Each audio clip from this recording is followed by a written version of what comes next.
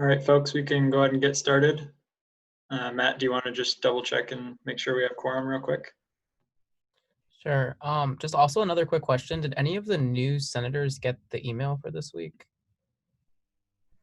No, we didn't. No one? Okay, hold on. I'm gonna send that out really quickly.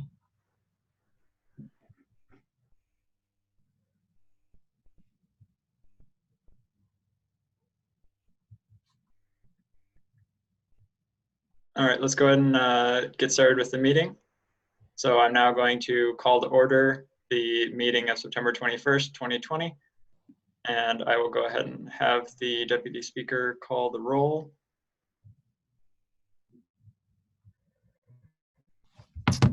Sure. I just sent out the email for all the new senators. Senator Ari Narkin. Present. Senator Baker. Senator Billay. Present. Senator Dillingham. Present. Senator Hawk. Here. Senator Hathaway. Here. Senator Cosme. Here. Senator Liang. Present. Senator Liverpool. Here. Senator Nadeem. Present. Senator Changase. Here. Senator Ramirez. Here, sorry. Senator Rogers. Present. Senator Sadi. Present. Senator Salimi.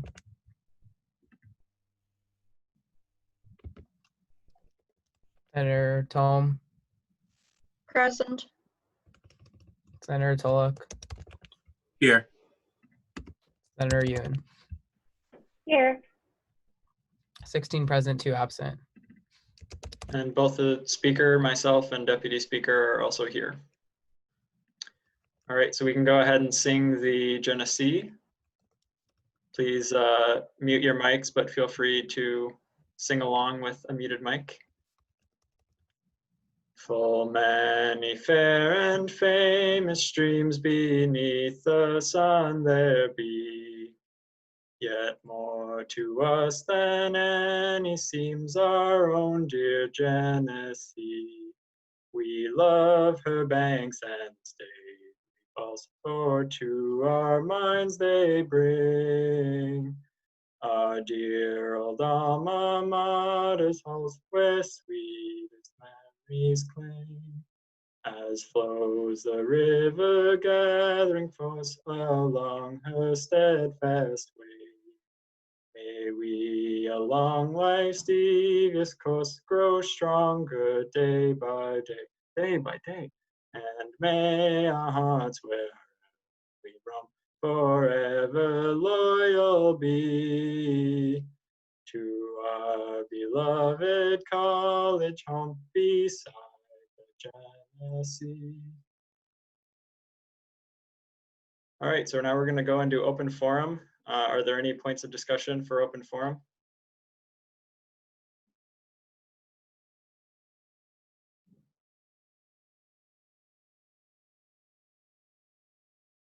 Seeing no points for open forum,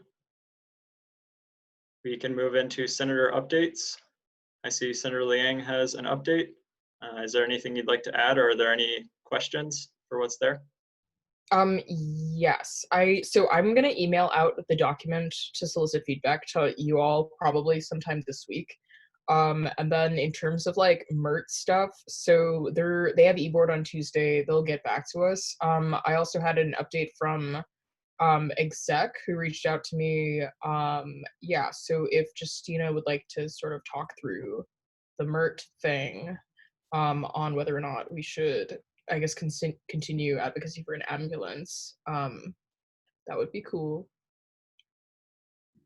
Awesome. So I can talk about that a little bit. So the Mert Ambulance was essentially an idea from the past executive to give Mert their own, sort of transportation, so we could alleviate those expensive fees from the URMC AMR ambulance team. But anyways, so there was plans in the works last semester. COVID happened and things got postponed and tabled. I followed up afterwards with some members within administration as well as the e-board of Mert to see what the progress on the ambulance was, and what kind of timeline are we looking at now that we couldn't finish it last semester. So at that point in time, we had agreed to essentially table it for a number of reasons. For one, the Mert team didn't have crew chiefs, which is essentially their like third and highest tier ranking Mert. Those would be also the officers in charge of working the ambulances. So they didn't have enough of those particular rankings to staff the ambulances.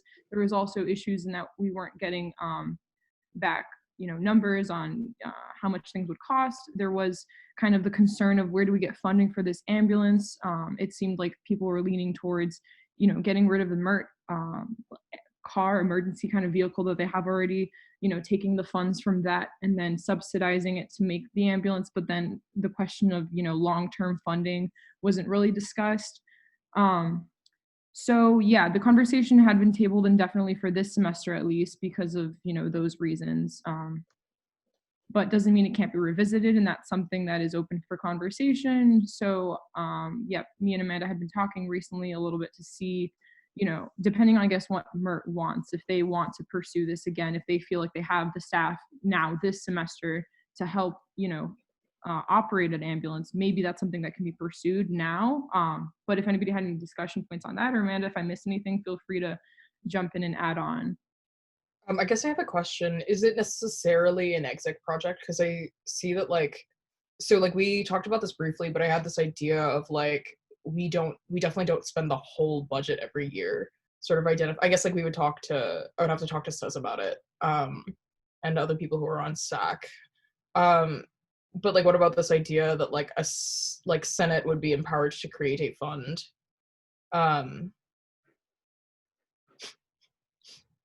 I mean, I will say this, we do have a presidential initiatives budget. I believe that's $6,000. A lot of it's already allocated to things like free tampons initiative for shuttle buses for the holidays. I don't know how much is left after that, so that's something I'd have to consult my advisors with. But yeah, that is a question. From my transitionary documents and kind of talking to outgoing leadership last year, 9 times out of 10, I was told that I'd be able to find funding for any initiatives. So I don't know specifically, I guess, where to go other than contact the advisors for guidance. But yeah, that is also a question of, how do we ensure funding year to year? Because an ambulance takes a lot of money for insurance, but also to stock on a regular basis. All right, is there any further discussion or questions for Senator Liang or President Gorka? I also would encourage anyone who has questions about the SA budget or the way that budgeting works to reach out to Sez, and anyone who's curious about student organizations and administration review, anything in that category, to reach out to Eden. All right, any other senator updates or discussion? All right, we can move into legislative committees. Does anyone who was at the informal discussion want to talk about the projects that senators are working on related to academics?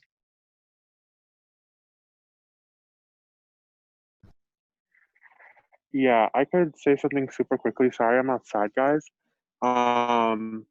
So essentially, without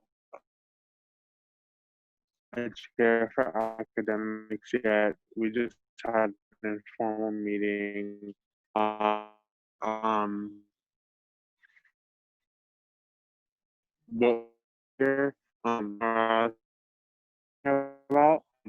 But for me, I'm looking to reintroduce the lab piece that I was working on last year, just because I think our FAST department due to COVID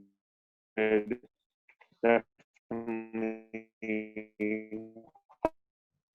Senator Tulloch, I think we're losing you a little bit. Are you at a place where we can come back to you in a minute or two? Yeah.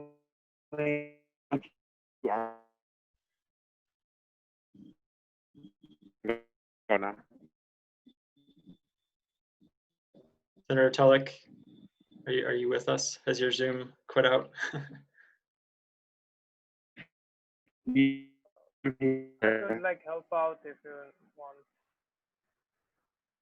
Yeah, I'm gonna take that as a yield and send it over to Senator Sadi to talk more about the academics, and then we can always loop back to Senator Tulloch. Yeah, so in the informal discussion that we had last day, so we had like, we talked about few of the projects Tulloch was working on.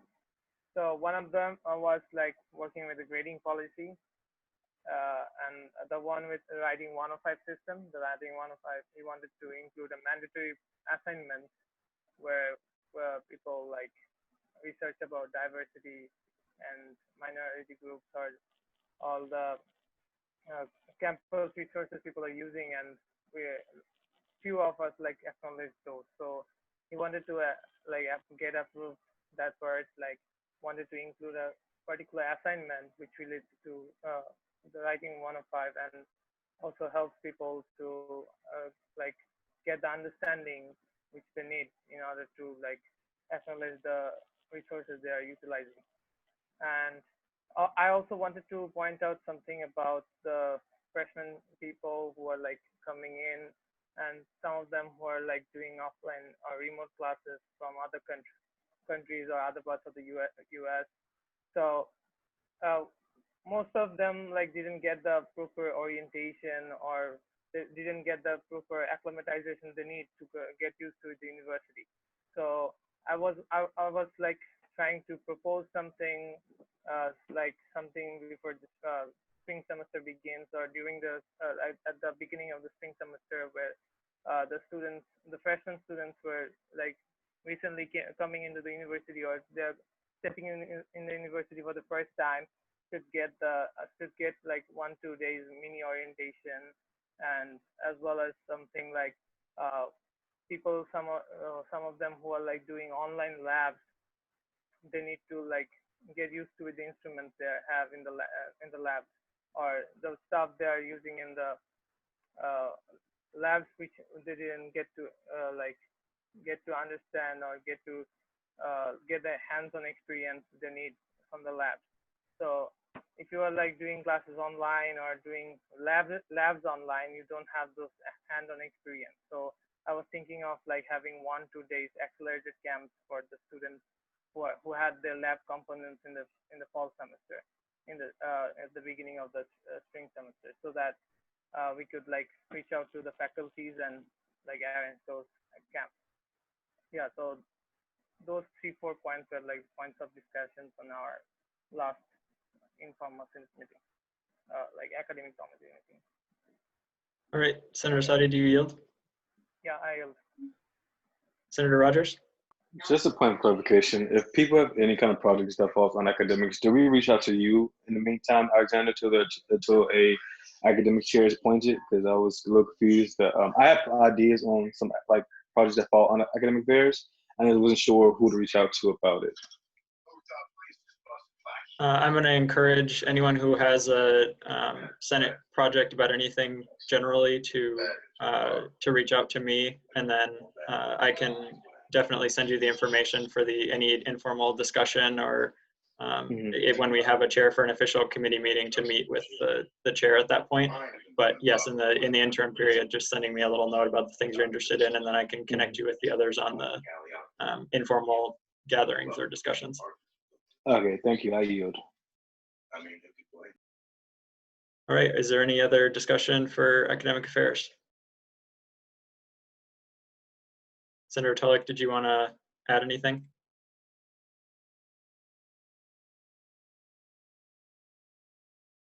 Okay, then we can move into administration review. Are there any questions or discussion for what's here?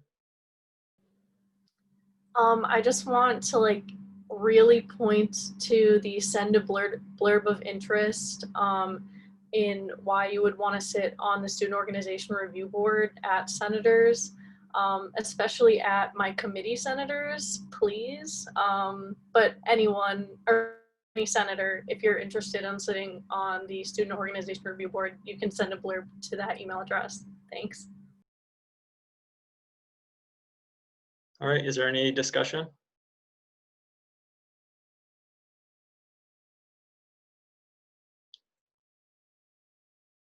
Okay, we can move into appropriations.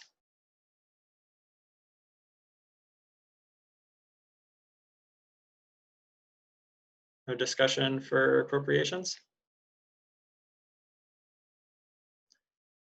All right, campus services. Any questions or discussions? Anything you want to add, Sabit? No, nothing specific to add. I'll just go over these 3 points. If anybody has any questions after this, feel free to reach out.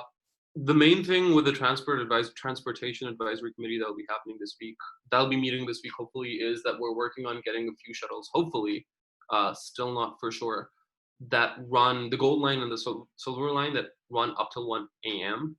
Largely brought up, this was an issue largely brought up by RLAC, and they were talking about how at some point a lot of the students who work at Wilco get done at 12:15, 12:20, and because of that, they're not able to head back home in time.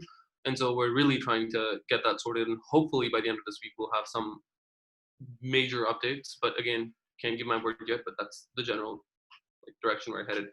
Now, the second thing is CAM and workload with dining services. So because dining services has had a lot of workload, CAM was supposed to give me a presentation this week about how money that comes into the dining services department and then further goes to ARMWork. That has not happened this week, probably will not be happening this week, largely because of just the workload, the immense workload that dining services is under.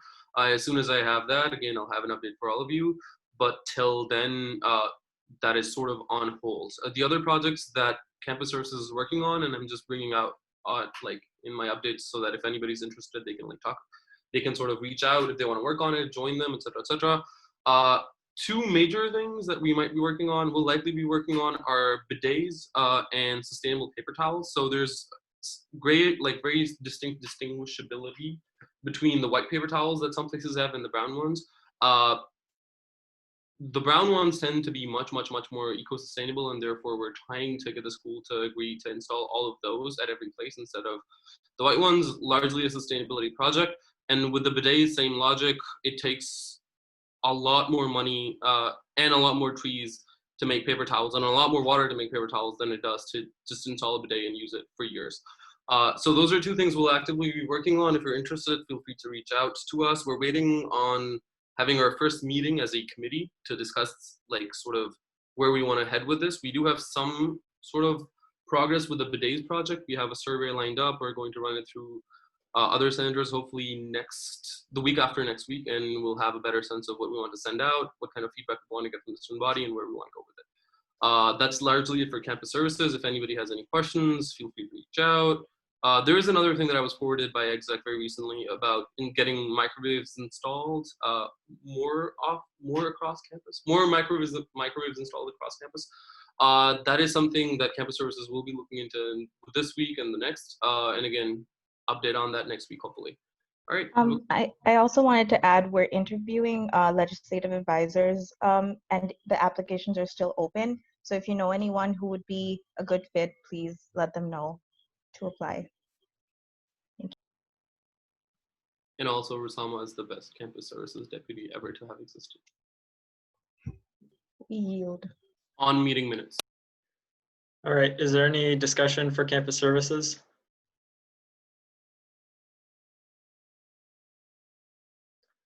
All right, we can move into student life. The informal discussion did not happen this week, or this past week rather, but there will be a similar discussion to what happened with academics. If anyone would like to be a part of that conversation, please reach out. Otherwise, did anyone who is currently on student life want to share anything that is not on here? Just, I'll open it up.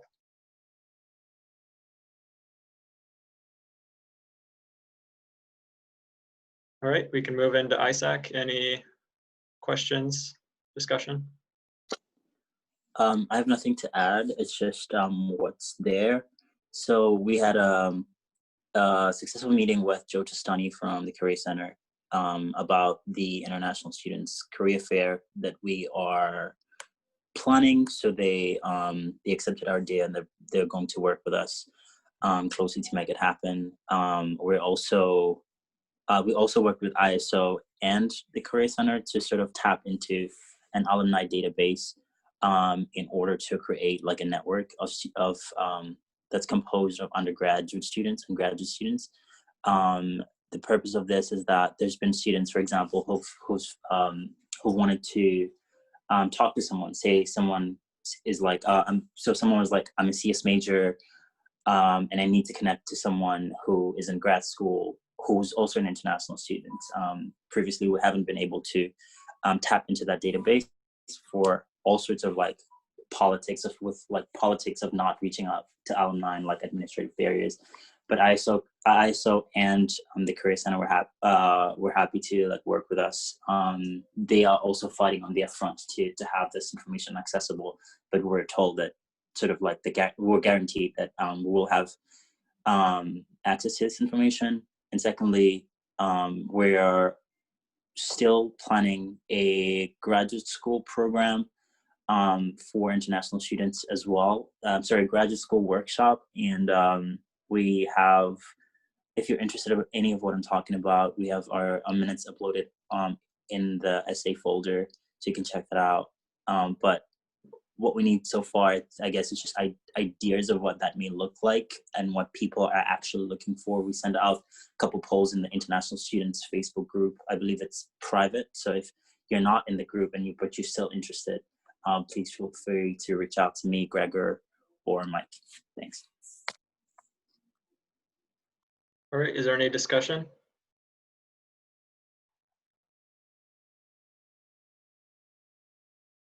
Okay, we can move into executive updates. I'll try to scroll through and give people a chance to see if you haven't seen it already. Also, I'll turn it over to Justina and Mark if there's anything that you want to add or discuss. Yeah, I'll just keep it brief. The first half is some of the communications plan implemented already. So we have an anonymous feedback form. We've also started uploading documents that I created over the summer. So meeting minutes, anything that we kind of shared with the student body, that's all in that folder. We're still figuring out how to format it though. The next thing also is we've officially separated from summer initiatives. So now we're here just more so if people need us, they can reach out, but I think we're on a good foot with all those initiatives moving forward. Office hours, me and Mark had a hard conversation and cross-referenced our schedules, me as a poli-sci major, him as an engineer, to figure out when we're both available. Fridays seem to be the most open, and we think that also, I believe in the past, that's when essay office hours were oftentimes too, because people just happen to be free on Fridays more than other weekdays. But also because we're still, looking for feedback on communications, or people just want to chat, we are going to be having kind of one-on-one. So that link in the agenda, you can, click on that and schedule a one-on-one. It'll automatically connect with our Google Calendar. So if you do just want to randomly, schedule an hour to talk, that's an option. Okay, and then the second half, that's just projects that we're still working on in conjunction with some senators. So one's the Social Justice Living and Learning Center, which is like a new category of SIH that Senator Devon Rogers and Mark are working on. And then the textbook affordability, that's something that me and Sakila hope to discuss more in the future. It's something we've been talking about the libraries this past couple weeks. And then, okay, the next two updates are just meeting minute links. So there was a meeting that happened this Friday that was pretty interesting that me and some individuals with an essay were looped in on. So if anybody's curious on what transpired, feel free to click those links. For the equity and inclusion discussion, I'm still waiting on slides that were presented during that call, which had updates more so on this other university committee that Izzy Murphy, our Secretary of Community Engagement, is a rep for. So if anybody's curious on at least that conversation and what the university is doing in relation to I believe that that committee is specifically on neighbor relations, and keep an eye on for that meeting minutes, because that's something that's going to get updated with what the university's action plan is. And then the last point, I actually have one more thing that I forgot to add, but this last point on the agenda, We're going to start opening up applications again for the Presidential Advisory Council. So people that weren't on Senate last year, weren't in SA last year, the council is essentially an advisory board that, you know, meets with myself and Mark on a regular basis to essentially discuss, you know, major issues on campus where we should, you know, be focusing our attentions on, as well as it's a kind of an outlet where we collaborate a lot with administrators to get student feedback on things that, you know, they want feedback on. The last thing I'm going to share is something that I was looped in on very recently. As we all know, and I'm sure this is going to be further updates on the agenda, you know, elections are coming up. There's a certain national movement going on right now to try to get corporations to have paid leave for, you know, their workers so they can go out and vote. So this national front essentially is looking for student government representatives to sign on to this petition that they plan to send out to a bunch of, you know, prospecting companies to sort of show, like, this is your future workforce, this is what they demand. We demand, you know, time off from work so we can vote, you know, talking about accessibility. So I'm going to just drop some links in the chat. And if anybody's interested on signing on independently as like just a student government leader, feel free. The first link is going to be kind of a better explanation of what I just kind of said about the initiative. 90 other universities have already also collaborated with this group. They have, I believe, 1.6 million students in support. So if you'd like to also add your name to the list. The second link is the form, and it just kind of asks for email, contact, your official SA government title. So, and again, they're going to be sending that hopefully, I believe, at the end of this week to a bunch of companies. So if you want to get on this campaign, be looped in for the future on communications, yeah, make sure to fill out that form. That's all the updates for this week. All right, is there any discussion for exec? Yeah, I was wondering if we could read the land acknowledgement onto the record, if possible, since it's not going to be there. Yeah. Well, we should read it. We could read it on. This is something that I'm probably going to discuss next time in steering, but I was curious if there was any general discussion of people incorporating this into the start of every Senate meeting or any meeting, you know, for committees. Essentially what the land acknowledgement is we acknowledge, you know, the Native American like nations that had occupied Rochester before the university was even ever created. It's something that the Brigade Agricultural Center has normalized, and a couple of other departments like admissions does before or at the end of every meeting, as kind of just like a acknowledgement, you know, moment of silence. So we can read this right now. I'll read it for the record. Okay, so we would like to acknowledge with respect the Seneca Nation, known as the Great Hill People and the keepers of the western door of the Haudenosaunee Confederacy. We take this opportunity to thank the original caretakers on whose ancestral lands the University of Rochester currently resides in Rochester, New York.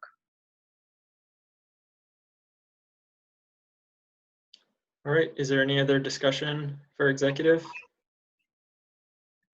Is there a senator that would want to yield to Senator Tulloch? I yield to Ian. I wasn't actually looking to like speak at this point, but I also wanted to like mention that there's also some other colleges that I put this in the chat, but there are colleges that cancel classes on election day to encourage their students to vote. So perhaps when you're looking into, you know, signing that petition for corporations, maybe that's something else to look into as well at the same time. Just a thought.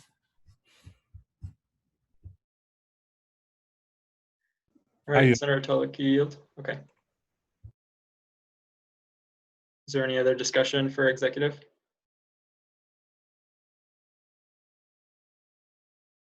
All right, we can move into Alumni Advancement. I have nothing else to add besides the points that are there. Student alumni ambassadors are going to be trained for Together for Rochester. We're just trying to work out a time right now that works for everybody, but they're going to be the main connect between what alumni wants to see changed in the school, and we've already gotten suggestions from Black Alumni Network, and what they think that the next moves on how we can better donate money to the school and have a better environment moving forward, basically. All right, is there any discussion for Alumni Advancement?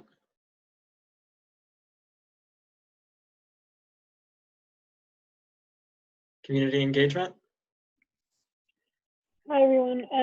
So the first point that I have on here, I'm having a meeting this week with the members of the committee on community engagement for racial justice, otherwise known as SURGE. We have meetings pretty regularly, but I brought up getting undergrad students involved in helping with the RCSD situation that's going on right now, which is basically that students don't attend class at all in person, which compared to the suburbs is very different. So but it looks like they might be involving more Warner students instead, and just finding ways for undergrads to just be like advocating for better racial justice initiatives. So I'll keep you guys posted on that. Tomorrow is National Voter Registration Day. You can visit the Turbo Vote link, which I linked here, and share it with all your friends. It's just like literally everything you need to know about voting, and like, are you registered or how to register. And then I just put on there that I'm brainstorming and planning for several other projects. So if you're interested or have ideas, let me know.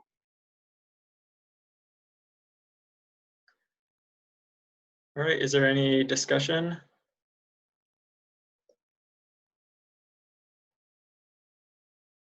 Any senator that wants to yield? Senator Rogers? I yield to Ian Gregor. Hey guys, so this is the point where I wanted to talk. So really briefly, just expanding on what Izzy has said about National Voter Registration Day tomorrow. We have set up a really, really great kind of, I don't know, like setup in Common Connection in Wilson Commons.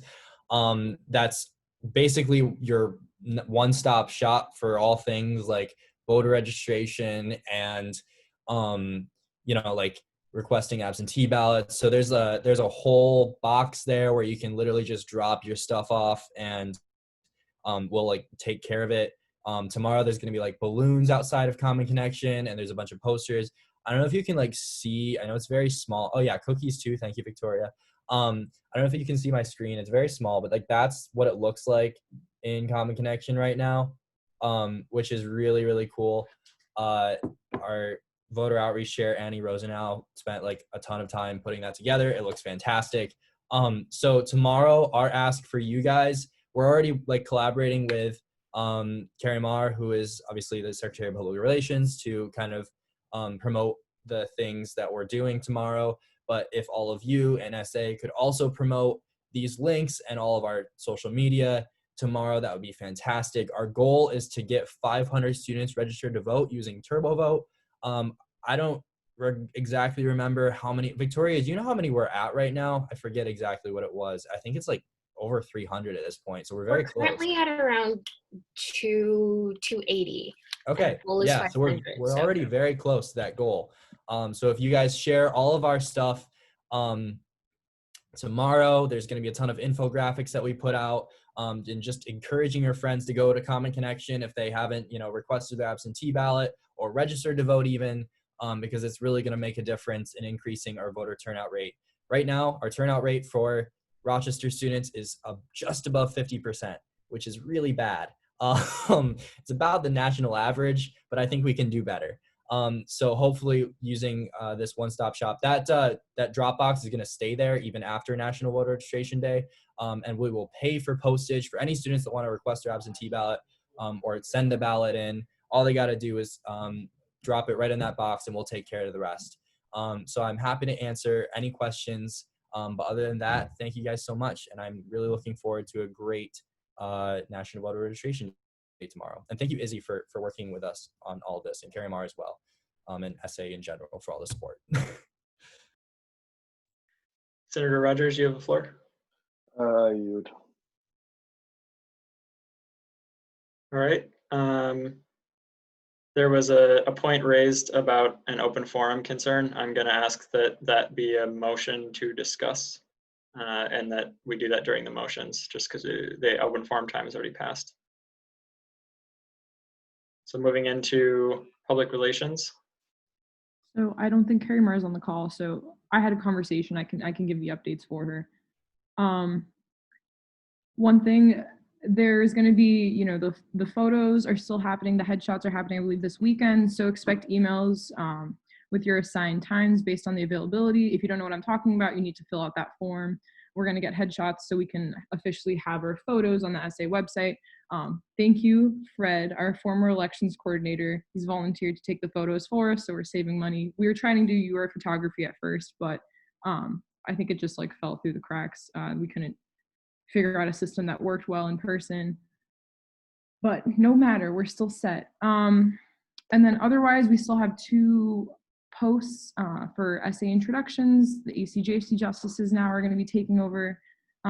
So look forward to that. And I think that was it, other than Carrie Marr needs times for some of the committees.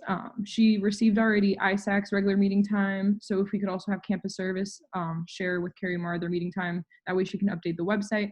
I'm assuming the Student Life and Academic Affairs Committee, those aren't going to be meeting weekly. I mean, we're still waiting on the chairs, so I don't think, you know, the website needs to necessarily disclose those meeting times unless we feel like it's necessary, unless we feel like those committees are going to be meeting for the next 1 or 2 weeks at that same time. I don't know if people have thoughts on that, but either way, send that information to Carrie Marr so she could update the website. Please and thank you. Awesome. All right, is there any discussion for public relations? Excuse me.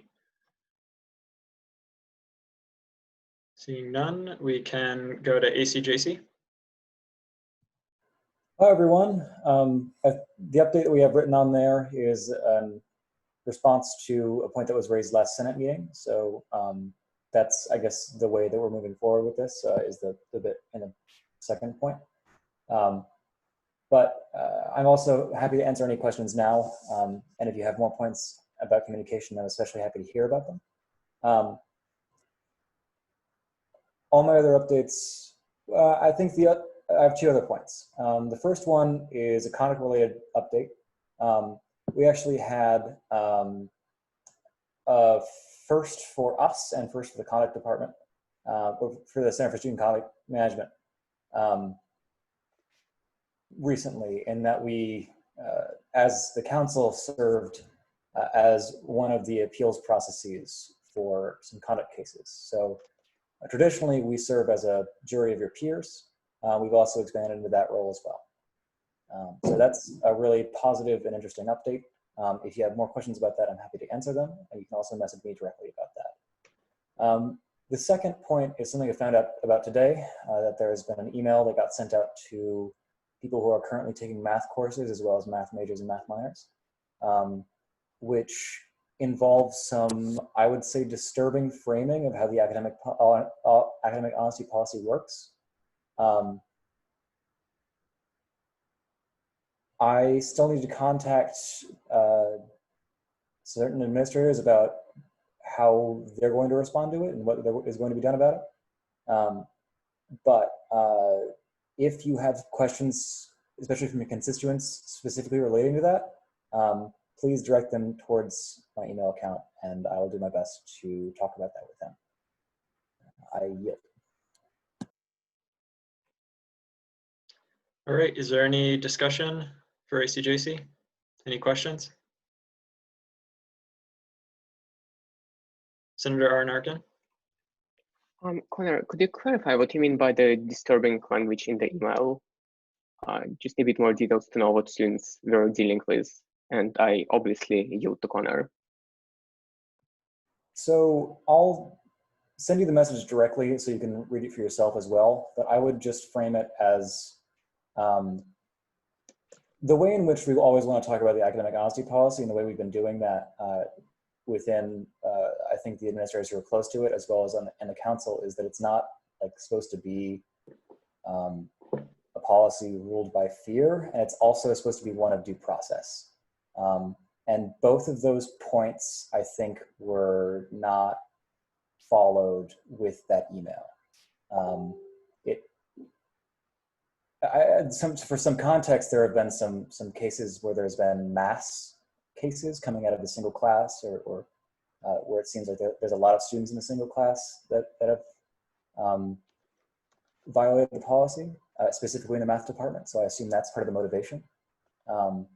I'm not sure how much I can share about that beyond that, but I think that's part of the impetus behind it. At the same time, I'll let you read for yourself, but I think those are the 2 points that where it really goes a little bit beyond the pale. I yield. Thank you, Connor. I also yield.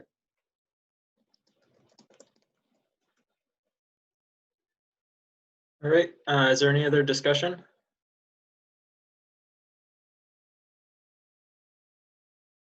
Okay, we can move into parliamentarian updates. Typhoon and Boris, anything to add or discuss?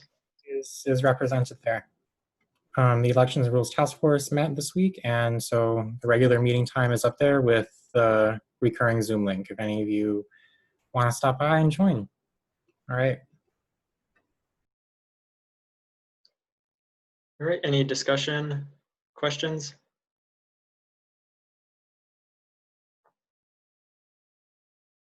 Okay. I have no updates other than what's written here. Matt, do you have anything to add? Nothing really to add, but as you guys see, one of the motions for today is the motion to approve the Senate minutes. So those are done from the special session on April 27th, and the minutes from last week are still being worked out a little bit, but hopefully those minutes and these minutes that I'm currently working on will be available for discussion next week. All right, any discussion for myself or Matt?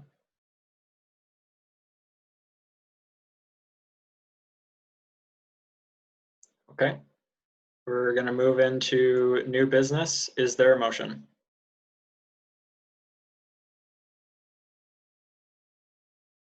Senator Hawk.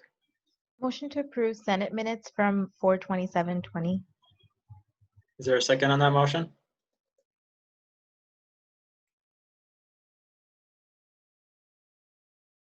Senator Rogers.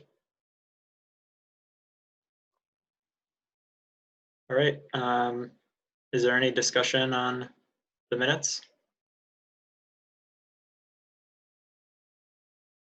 Senator Cosme, did you have your hand raised for this, or was this a second? No, I was just seconding.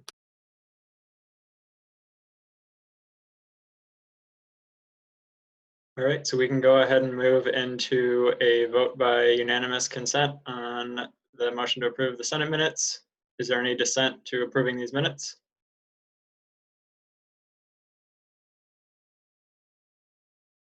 Seeing and hearing none, motion passes. Is there a motion?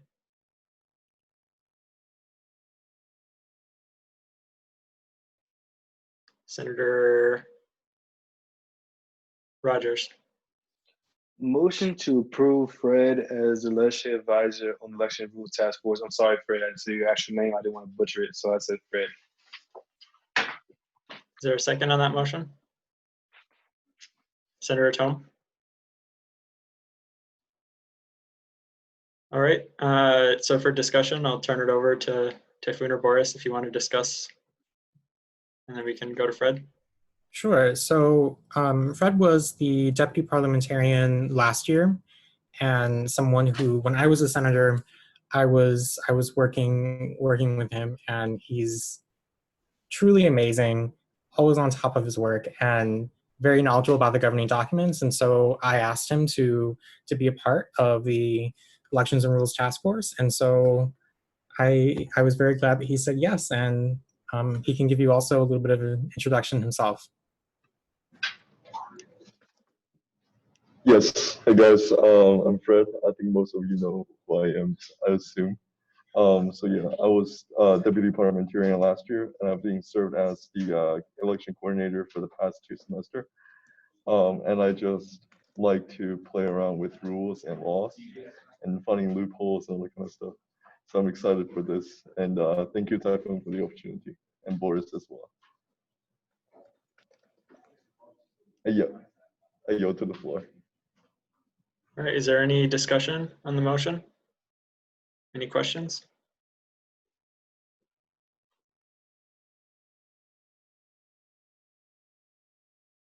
All right, we can go ahead and vote by roll call whenever the deputy speaker is ready. Sure. Senator Arnarkin? Yes. Senator Abile? Yes. Senator Dillingham, Yes. Senator Hawk, Yes. Senator Hathaway, Yes. Senator Cosme, Absolutely yes. Senator Liang, Yes. Senator Liverpool, Yes. Senator Nadim, Yes. Senator Tongase, Yes. Senator Ramirez, Yes. Senator Rogers, Absolutely yes. Senator Sadi, Yes. Senator Salimi, Yes. Senator Tome, Yes. Senator Tulloch, Yes. Senator Yoon. Yes. 17 yeses, 1 abstention. All right, motion passes. I'm not Congratulations. abstaining. I say yes. Oh, the abstention was Senator Baker because she's not here. I'm here. Oh, I'm sorry. No, you're fine. I came late. Oh, I didn't even see who was talking. Okay, got you. Yes. 18 All yes. right. Is there a motion? Senator Tome. Motion to approve Amanda Liang as a senator on the Student Life Committee. All right, is there a second on that motion?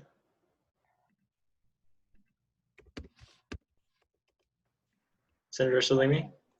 I second the motion.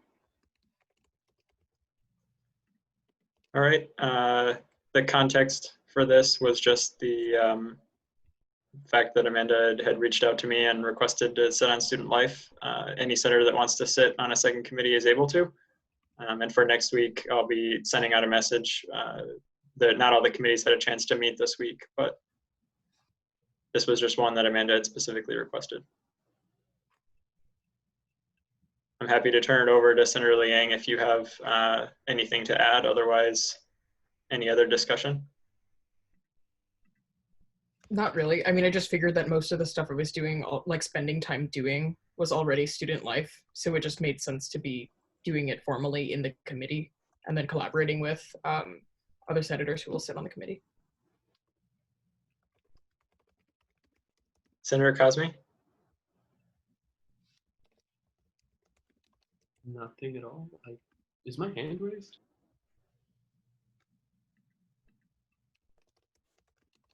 Senator Cosme, I can't hear you. I absolutely, what? I have no idea. I don't think I said anything. Okay. Is there any other discussion? All right, we can vote on this by roll call whenever the deputy speaker is ready. Senator Arne Arkin, Yes. Senator Baker,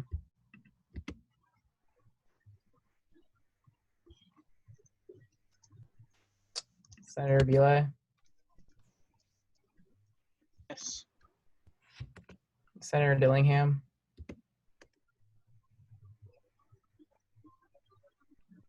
Sorry, I clicked the wrong button. Yes. Senator Hawk, Yes. Senator Hathaway, Yes. Senator Cosme, Yes. Senator Liang, Abstain. Senator Liverpool, Yes. Senator Nadim,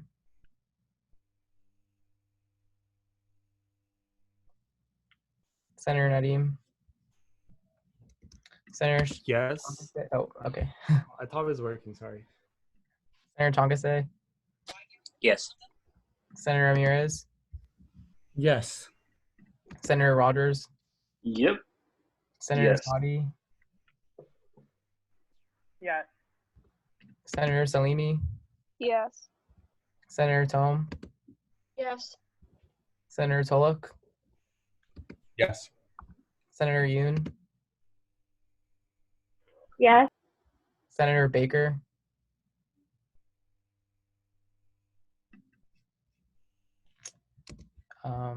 well, if she is not answering, we have 16 yeses and 2 abstentions. All right, is there a motion? That passes, congratulations. Is there a motion? Senator Cosme? A motion to approve Rusama Haq as the SA representative for the Undergraduate Student Advisory Board. Is there a second on that motion? Senator Liang. Seconded. Okay, so I could introduce this one. So these next three motions are essentially, the extra position that we couldn't fit on the agenda last week. So Rusama had reached out on last Sunday asking if there was still a position available for this board. There was one. She seemed very enthusiastic about it. So the Undergraduate Student Advisory Board, is a reminder for people from the last Senate meeting, we discussed it a little bit, the difference. This board is essentially a programming group that helps advise the libraries on, guidance and how to, engage the student body. And I'll pass it over to Senator Hawk if you'd like to speak a little bit on why you're interested. Yeah, so I briefly worked with RCL last year while I was on academic affairs, and I was really interested in the position because I think right now is a time where advocacy is really important everywhere to make sure that administration and the school itself is being mindful of students not only on campus but off campus as well. So I think RCL could use student feedback. So I'm really excited to be on board and work with Dean Mavernack and the rest of the team. So yeah, that's all on my end. If you have any questions, please feel free to ask. Yeah, thank you. All right, is there any discussion?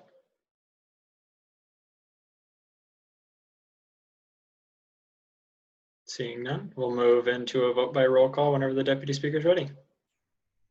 Senator Arnarkin. Yes. Senator Baker. Yes. Okay. Senator Bile. Yes. Senator Dillingham. Yes. Senator Hawk. Sorry, I couldn't find the button. I abstain. Senator Hathaway. Yes. Senator Cosme. Big yes. Senator Liang. Yes. Senator Liverpool. Yes. Senator Nadim. Yes. Senator Tongase. Yes. Senator Ramirez. Yes. Senator Rogers. Yes. Senator Sadi. Yes. Senator Salimi. Yes. Senator Tome. Yes. Senator Tulloch. Yes. Senator Yoon. Private message. Yes. 17 yeses, 1 abstention. All right, that passes. Congratulations. Is there a motion?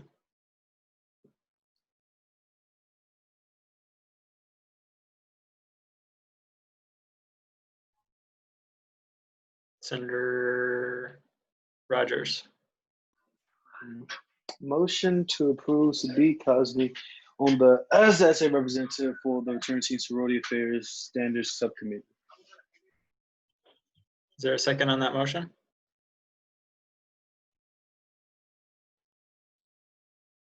Senator Hawk. I second. Okay, so I can introduce this one again. So this one in particular, Senator Cosme was really enthusiastic about. He'd done some work within FSA over the summer. So just to kind of give an overview of what that particular subcommittee does, it goes through the expectations for excellence, which is a criteria that FSA implements on Greek organizations. It's a criteria that outlines numbers of goals for organizations to fulfill within a year, making sure they're keeping up with their national requirements, but also their university requirements. So this group is essentially policing that, making sure that people are fulfilling the requirements, also deciding on accreditations. So that has to go into like deciding on charters and if they're valid or not, reviewing the process as a whole, a lot of policy work. So I will pass it over to Senator Cosme if you wanted to, I guess, express why you're interested in this role. Largely over the summer, and even as the semester has began, I've had a few too many conversations with a lot of people who are involved with Greek life, within Greek life, outside of Greek life, have issues with Greek life, and try to gather as many perspectives as I can and understand better the sort of accountability model that exists in place and how it can be improved to a degree that at the very least any tangible harms that are caused to students on campus and by extension after students graduate are at least reduced, if not completely terminated, which of course very ambitious goal. That's largely why I'm very interested in this because I also know that Amanda will hopefully and likely be taking on the role of the SA representative on the through FSA Growth and Expansion Subcommittee, and we plan on hopefully working together with the data that we can get our hands on to sort of help build and improve this model of accountability and go from there in contributing towards just making things better on campus in that specific regard. If anybody has questions, feel free to throw them my way. Senator Arnarkin. So, Sabit, I do have a question. So, given that your stance is a pretty vocal stance that Greek life should not exist on any US college campus or any college campus whatsoever, how do you envision yourself not having like a moral conundrum between both trying to make Greek life more accountable and keep it on campus, and at the same time saying that Greek life should not exist? And I yield to Senators Kazmi.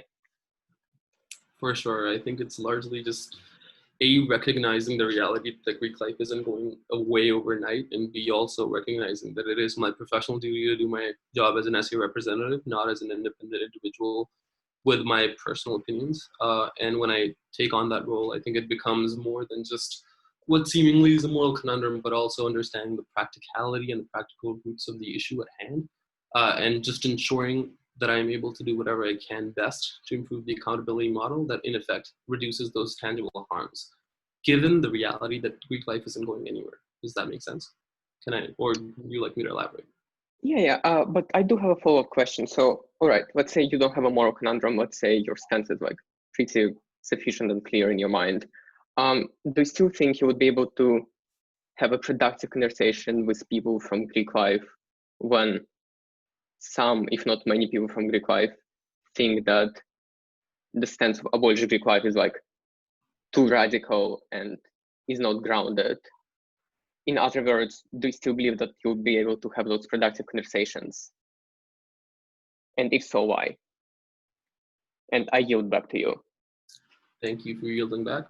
I think over the last few months, and especially at the start of the semester, I've had some very intense conversations with a lot of people, especially those who are part of Greek life at the point, trying to understand their perspective better and how they believe that their organizations are doing things that are not only curtailing harms that are cost to students, both because of Greek life and on campus otherwise, but also helping them in terms of improving their lives, especially people of color, international students, etc., etc. So I think at the end of the day, I do think I have connections with a number of people who already are part of Greek life. Oh my God! But also beyond that, I think it's just a matter of professionality, and I think it shouldn't be impossible to have those conversations with those people once you're in that setting. Any follow-up questions? Please feel free to throw them my way. Cool, thank you. And the last question is like, how much do you know specifically about E4E documents and like what Greek life organizations think about them and like how they're actually, whether they're actually being efficient, and depending on how much you know, like what would you want to change in them besides just, you know, like bringing more accountability, which of course is important. Of course. And so, I yield back to you. Yeah. Thank you.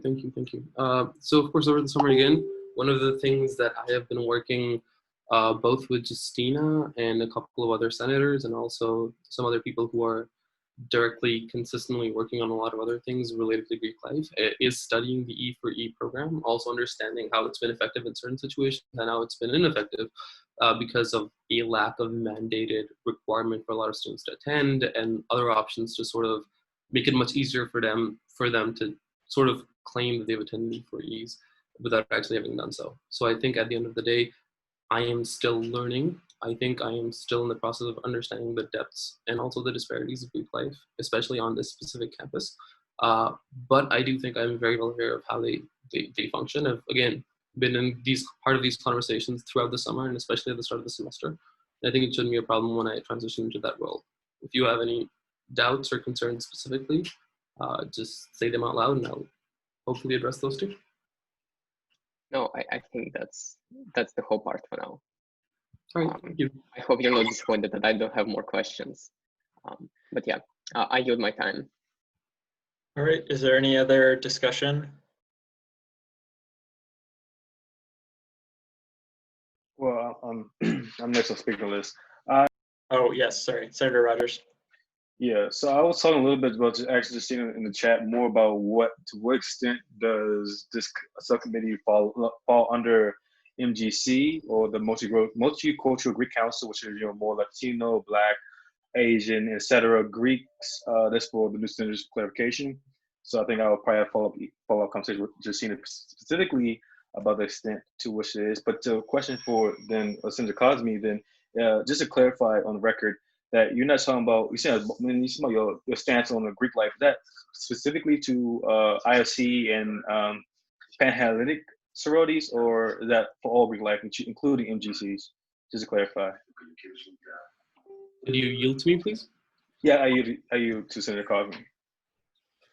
Thank you. I think I've been very vocal about my stance being very specific to IFCs and Hell at this point. But I'd also, on the record, like to point out that I do not fully and have not had the opportunity fully to understand the MGC structure, especially in terms of how these organizations are structured, how they function, the sort of benefit and cons that they have for their members. So I officially cannot say, or even at a moral level, can't say that I have a very specific in image of it. But with IFC and Panhell, I can certainly say that I do have a specific stance on it, but that stance cannot, will not, should not ever get in the way of my professional responsibilities, because that's what I'm here to do. Anything else that you would like me to address? No, I have no questions for you. Thank you, Senator Cosme. Justina, if you want to speak about the conversation, I don't want to take the time up. I know this time is used to nominate him as representative, so we can speak later at the meeting, though. Yeah, I can just give real quick. I can follow that up with you, Senator Rogers. I only got so much documentation from John DeSara. I tried to also find out more about the E3 process and see if I can get a specific policy document, because again, from my conversations with former IFC and Panhellenic presidents, MGCs isn't categorized the same, and they don't really even know what exists. I couldn't find any policy on E3 because apparently there's nothing that's really outlined really well. So that's something I'm still getting more information on, and I can definitely follow up for you, but also the next Senate. Okay, thank you. I yield. All right, any other discussion? We can move into a vote by roll call when the deputy speaker is ready. Senator Arne Arkin. Yes. Senator Baker. Yeah. Senator Bila. Yeah. Senator Dillingham.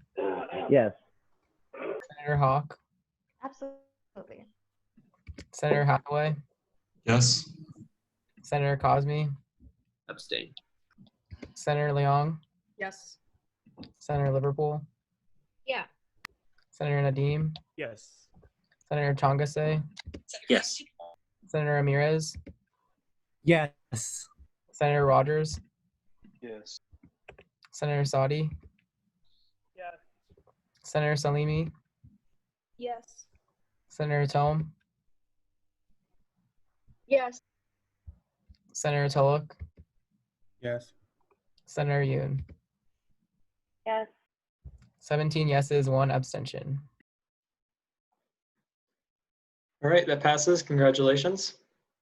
I'd also like to note what Typhoon put in the chat about Robert's Rules of Order.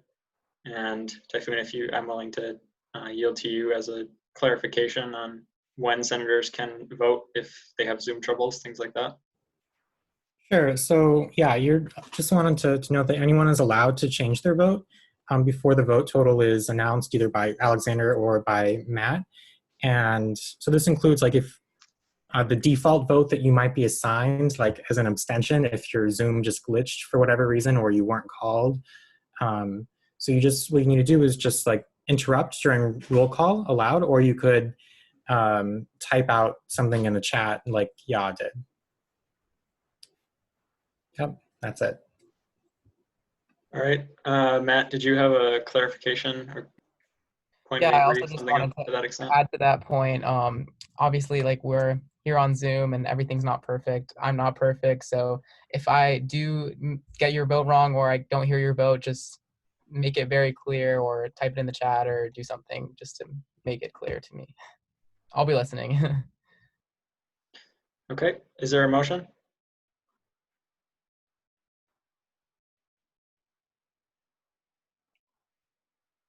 Senator Tome?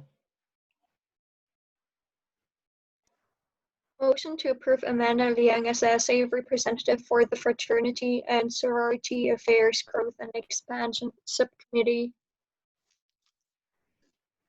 Is there a second on that motion?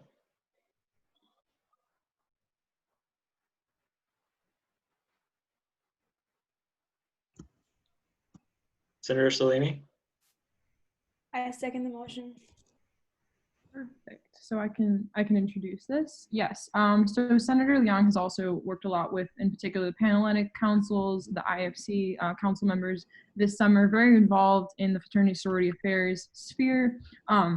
She had reached out to me last week, expressing interest in this particular committee. So just to kind of give an overview of what the Growth and Expansion Subcommittee does, it looks at the growing trends of individual chapters. So that also takes into account demographics, but as well as how they're doing on recruitments and seeing if there's any recommendations that need to be made, any other demographics that they should be hitting within the recruitments that are lacking, things like that. I believe this is also the subcommittee that reviews proposals to bring new charters for new Greek organizations onto campus. So with that, I'm going to yield to Senator Liang. If you wanted to, I guess, express why you were interested in this role to the Senate, that'd be great. So I think the difference between this committee and the above committee is actually just its focus on data and demographic trends.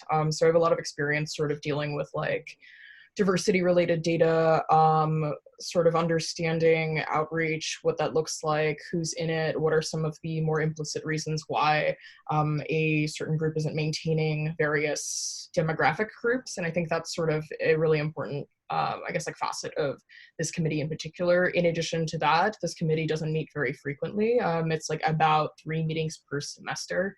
And the person in this committee isn't supposed, should not be, is required to not be affiliated with any Greek organization, which I am not. So yeah, I think that's all I have. I'm sure that Senator Aronarkin has questions. Senator Aronarkin? I promised it was not staged. All right, first, so as Justine described, the committee basically does 2 things. First, recruitment trends. Second, new charters. Let's take them one by one. First about recruitment trends. How do you envision those recommendations from the committee to be? Because it seems that the recommendation of let's get more people of color into Greek life is kind of, you know, like what everybody agrees on to an extent. My question is more towards the things that you mentioned, like why certain groups do not stay in Greek life or why certain groups don't stay in certain organizations. So how do you envision understanding why it is the case and providing recommendations? And I yield to you, obviously. Thank you, Senator Aronarkin. So I guess like what the data doesn't tell us, what demographic data alone will not tell us would have to be sort of told by people. I think at the end of the day, reaching out to people, sort of talking to them about why they left Greek life, or alternatively why they are thinking about leaving Greek life, is going to be really important. Alternatively, sort of looking at the data and then just sort of seeing like, okay, are there cross sections of populations that are exiting this particular fraternity or this particular sorority, et cetera, et cetera. I think from there, we sort of start unpacking this story. I conceptualize data finding and sort of investigating or answering the question of why to be, think about like pulling yarn, right? Like we see in the data this strange trend. Let's say, you know, one of the fraternities happens to be like hemorrhaging people of color as members, right? Okay, great. Well, that's a problem, or rather it points to a problem, but let's identify what the problem actually is. Go follow the lead, see what happens, see where it takes you. And then from there, sort of bringing that information back to the committee. Does that answer your question? Oh, yes, that answered the first part. And now moving to the second bucket about new charters. Do you have any specific stance on how the new charters for University of Rochester should be screened? And what is your general stance on that? I think it's interesting when we try to open new chapters of a particular fraternity or sorority on campus. I think two methods of screening. The first one is we would have to look at the national chapter and organization, take a look at what kinds of national policies and how they might affect demographics or how they might sort of integrate with the campus community. I think different national orgs are going to have different sort of, I guess, like minimum requirements for chapters to continue operating. I think in the context of the discussion on accountability, as mentioned before, that's going to be quite important. I don't have a firm answer as to like, oh, if Delta Delta Delta wants to start a sorority on campus, do we say yes or no? I think it all also depends on, I guess the second thing would be like the people who are bringing forward this charter to form the initial group of founding members. I think that's also really important, because even if you have a chapter with like say minimum requirements super low, I think the people who form that chapter present a significant sort of they present a significant investment in whether or not they'll be an excellent addition to the campus community, or even like a better version of the campus community.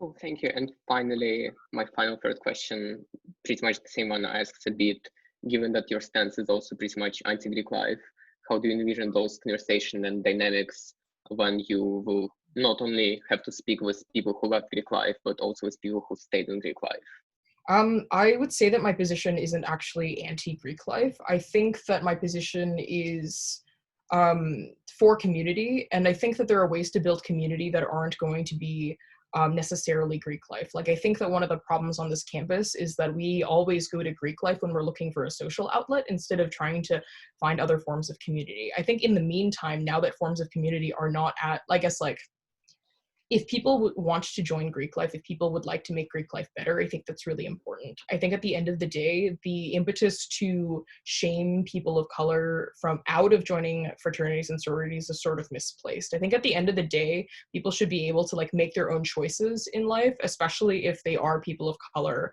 Because if the argument is that like Greek life is racist, there are ways in which it is systemically racist or historically racist, but it's really important to understand that like Greek life presents an avenue for people of color and for students to develop connections and to maintain resources. I looked at joining Greek life initially. My brother is in Greek life, is still in Greek life, LOL, older brother. And I sort of think about like the ways in which it has helped him. And I also think about like, yeah, like I think choosing to be in Greek life makes you complicit to a whole set of different problems, but at the end of the day, it's still your choice, and I'm not going to tell you what choice to make. And I think this committee in particular isn't even making those decisions, which is quite interesting. This committee in particular is simply looking at the data, simply looking at ways to improve, I guess like make recommendations to management committee regarding new organization. Yeah. Thank you. Oh, and an annual report. And I'm good at writing annual reports, so we can do that. Thank you, Senator Liang. I yield my time. Senator Rogers? Yeah, so I just wanted to kind of follow up question, similar to what I asked to be your stance on MGC, the Multicultural Greek Council, being that MGCs are not only overshadowed, unappreciated, and do more work than most ISCs and Panhellenic combined. What is your stance on that, and how can we improve the efforts on the resources they need to continue the good work they do? I think MGCs are like one of the centers of campus advocacy. I think that MGCs, like as a structural thing, is going to be really, really good to expand. Like I think at the end of the day, you really need, I mean, I don't want to tell MGCs what they need. So I guess from this committee standpoint, it would really be looking at how to work with them, doing what they're doing, or at least like doing what like, I think the question isn't how can we help them, it's how would they like us to collaborate with them. That's sort of a vague answer, but I guess the next steps would be to reach out to MGC. Okay. Thank you for your points. Most definitely, I kind of agree with the point.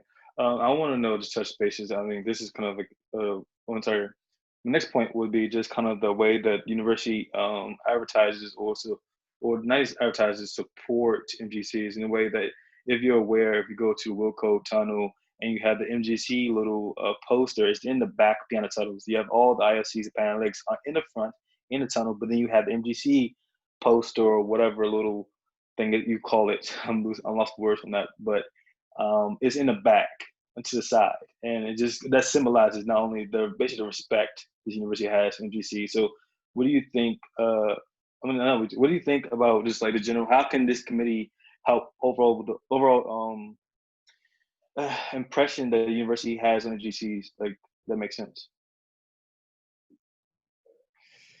This was kind of a hard question because I, like, in all honesty, am not super clear on what this committee exactly sort of meets for.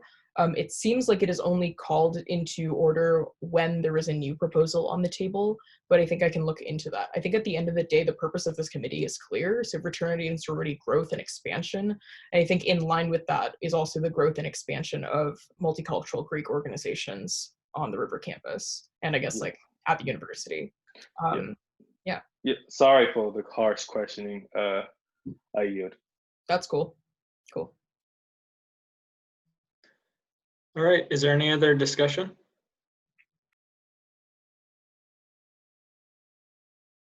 Okay, we can move into a vote by roll call whenever the deputy speaker is ready. Senator Arnarkin, Yes. Senator Baker, Yes. Senator Bile, Yes. Senator Dillingham, Yes. Senator Hawk, Yes. Senator Hathaway, Yes. Senator Cosme, Yes. Senator Liang, Abstain. Senator Liverpool, Yes, and I look forward to seeing the data, Amanda. Senator Nadim, Yes. Senator Changase, Yes.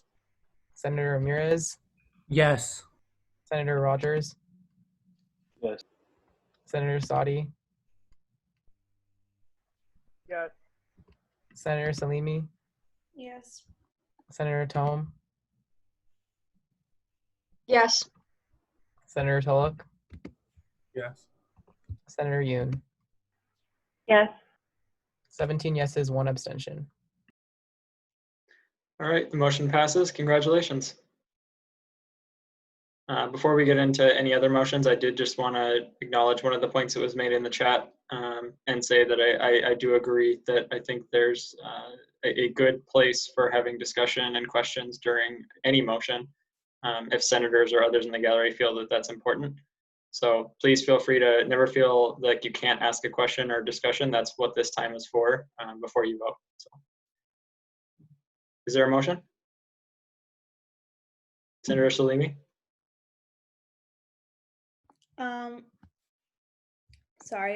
Motion to approve Justina Gorka as the ESSA representative for the management committee. Is there a second on the motion? Senator Hawk? Second the motion. All right, my turn in the hot seat. I'm appointing myself, presenting myself, I guess. So let me first go into what the management committee specifically is. It was kind of alluded to in the discussions from the last 2 appointments. The management committee precedent is that somebody from executive normally goes as a representative, and overall it's just kind of an overarching committee that kind of does general housekeeping. It takes recommendations from the subcommittees to implement on a larger scale, and also it's chartered with making sure that the values, missions, and goals of the fraternity and sororities are maintained throughout the school year. Something that they also do is incentivize collaboration between the Greek organizations, their undergraduate, graduate, and alumni kind of spheres. So that's part of it. They meet kind of like 3 times per semester to just touch base on these points. So I guess specifically now, me as a candidate, where do I come in? I've done a lot of work with each of the councils. I've built rapport with the presidents of the Panhellenic councils, the IFC council, that's repetitive, and the MGCs. And then also spent a lot of time this summer actually working with Senator Liang and Senator Cosme and others on fraternity and sorority affair related topics. So I have a rapport with John DeSaro on that. And I guess that's kind of my overall I guess, experience bringing into the position. I've done a lot of research within the E4E policies so far. I'm still obviously expanding my knowledge. I'm doing research into the format of, fraternity sorority affairs, me not necessarily being in Greek life. There's a lot I have to catch up on. I've been in communications with former Greek presidents. So I'm hoping that also is going to help with my experience and building into this role. So I guess I'll yield it there. And if anybody has any questions for me, feel free. Any discussion or questions?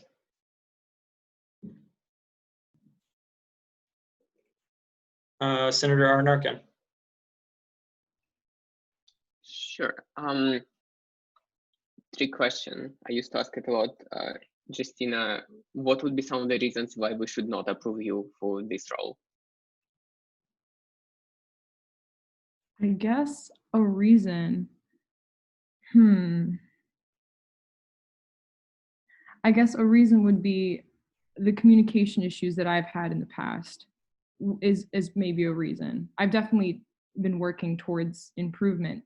I guess that's, one realm of doubt. And of course, I can't say anything. I have to just prove myself with time. But that, I think, would be one reason, yes, if I'm being blatantly honest. All right, thank you. And the second and probably last question, do you think given your other involvement with other things, you would have enough time to contribute to this part? And just like, I don't want you to overload yourself, Yeah, if I was going to softball that other first question of yours, I probably would have answered with that, with the overwhelming. I think, so my commitment, any sort of committee I'm going to get appointed to, I'm going to include in the, Senate agenda for approval per, even bylaws. So I don't necessarily think it will be too much of an issue. Part of my updates was, separating myself from summer initiatives, separating the executive from summer initiatives. So recently there's been a lot more time that's opened up. So I'm not necessarily worried. In fact, that it also meets 3 times per semester and there's not too much work. I don't think there's any work actually outside of the committees that I need to do. That's a benefit. And and Greek life in particular is one aspect of, when me and Mark were campaigning that we wanted to sort of touch on. So it goes already with, things that we were planning ahead of time for this year. So I think Thank you, Justina. Balance, yeah. Thanks. Yeah, I think you answered my question. I reclaim my time and I yield my time to the floor. Thank you. Senator Dillingham. Hi, so is this the management committee of fraternity sorority affairs, or is this just a general management committee? Because on the agenda it just says management committee. I wasn't sure. Oh, we should probably make an amendment. I didn't even realize. Yeah, this is specifically for the fraternity and sorority affairs management committee under John DeSaro and I believe Dean Burns are the chairs. Okay, thank you for the clarification. I yield to the floor. Senator Salimi. Can I motion to amend this then? I will treat this as the same motion if the intent of the motion was to have it be the Fraternity and Sorority Affairs Management Committee. Yeah, it was just that. Senator Liang. I just wanted to second. Okay. Yeah. All right, is there any other discussion?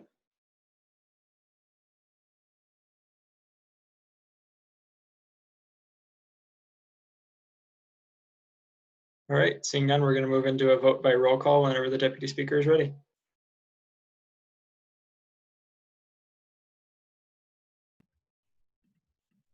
Senator Arnarkin. Yes. Senator Baker. Yes. Senator Belay. Yes.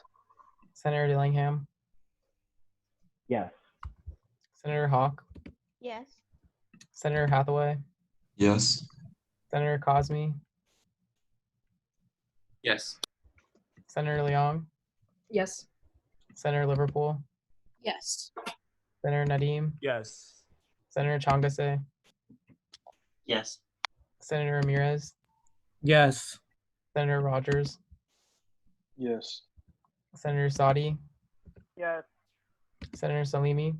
Yes. Senator Tome. Yes. Senator Tulloch. Yes. Senator Yoon. Yes. 18 yeses.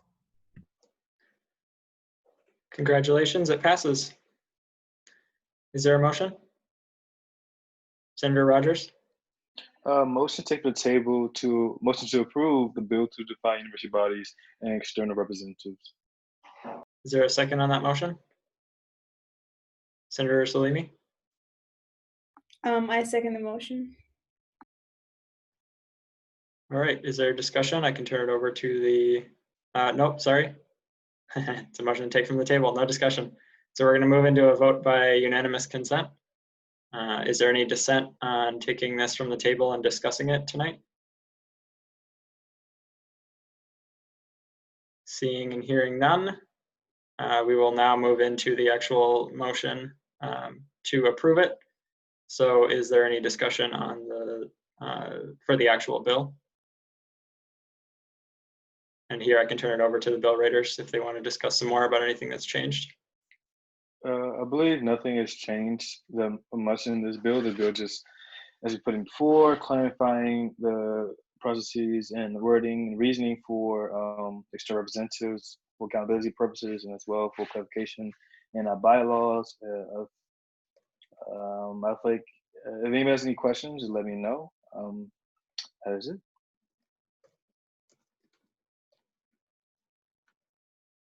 Is there any discussion?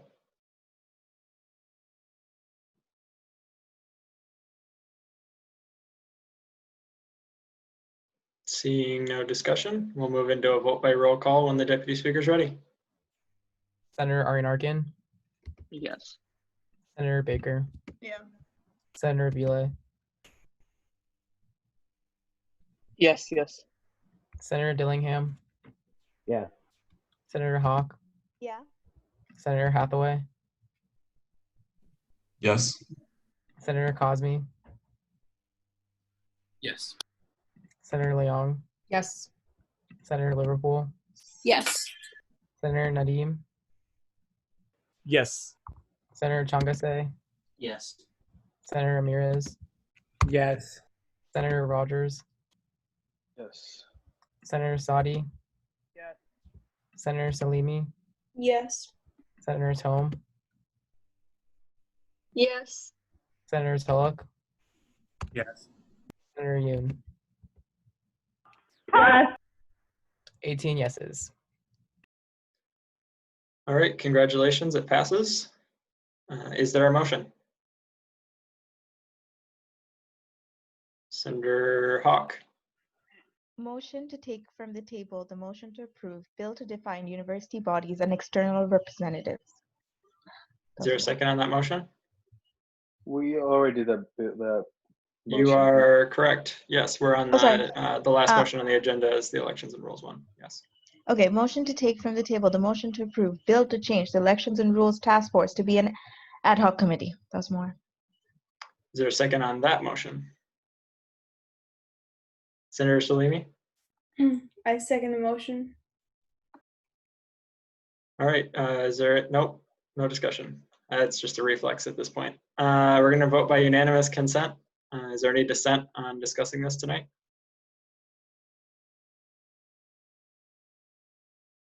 All right, seeing no and hearing no dissent, we're going to, that passes, we're gonna move into discussion on the motion to approve the bill itself.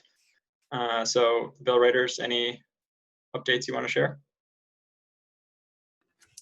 Yeah, so Connor provided a small clarification, which I accepted, and then I also added a severability clause, you could say, to the end of the bill, again at his suggestion.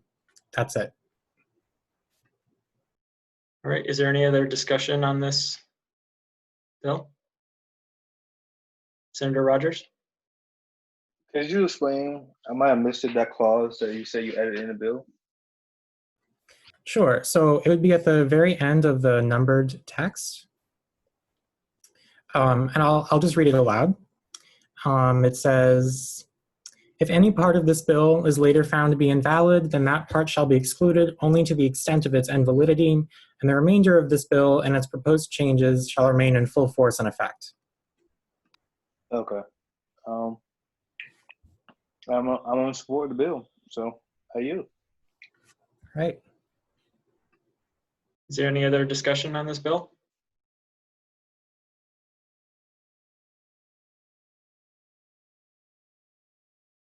Seeing no further discussion, we'll move into a vote by roll call when the deputy speaker is ready. Senator Arian-Arkin, Yes. Senator Baker, Yeah. Senator Belay, Yes. Senator Dillingham, Yes. Senator Hawk, Yes. Senator Hathaway, Yes. Senator Cosme, Yes. Senator Liang, Yes. Senator Liverpool, Yes. Senator Nadim, Yes. Senator Changase, Yes. Senator Ramirez, Yes. Senator Rogers, Yes. Senator Sadi, Yes. Senator Salimi, Yes. Senator Tome, Yes. Senator Tulloch, Yes. Senator Yoon. Yes. 18 yeses. All right, congratulations, it passes. Is there a motion? Senator Liang. Motion to discuss the students' demands drafted by the UR Abolition Coalition. I'll drop a link. And so I was going to bring this up in open forum, but felt like it was more appropriate here. I'm going to assume that the motion did not carry all the way through that whole thing. It was just a part about the discussing the UR Abolition Coalition. Is there a second on that motion? Senator Tulloch? Seconded. All right, Senator Liang, do you want to start off the discussion? Wait, sorry. This is any discussion on the actual motion to discuss. I would encourage you not to have discussion specifically on the motion to discuss, and then should you want to discuss it tonight, we can then have a discussion after this motion passes, if that makes sense. My apologies for not making that clear. So is there any discussion on the motion to discuss? All right, so we're going to vote by unanimous consent. Is there any dissent on discussing it tonight?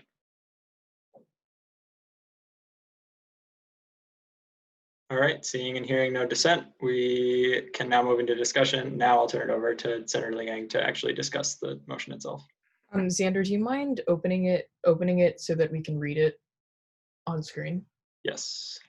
It's in the Zoom chat.